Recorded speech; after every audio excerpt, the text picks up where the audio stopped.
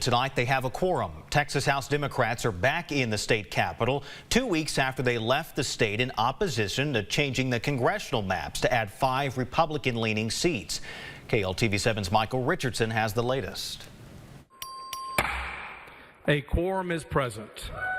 Texas House Speaker Dustin Burrows gaveling in after enough Democrats came back to Austin to allow votes on the floor.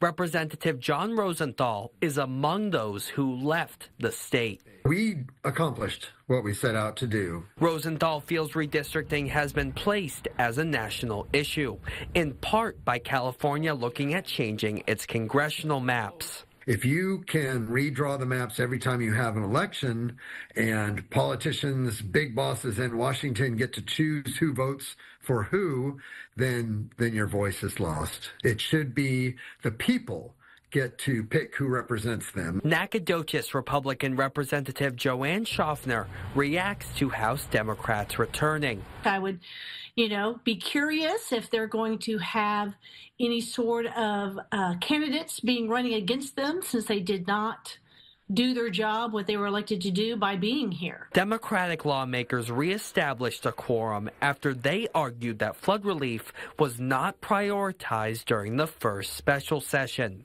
Republican Representative Brent Money from Greenville argues the timing of the vote does not matter, since legislation goes into effect on the same day. If they had shown up, we would already have done flood relief and disaster prevention.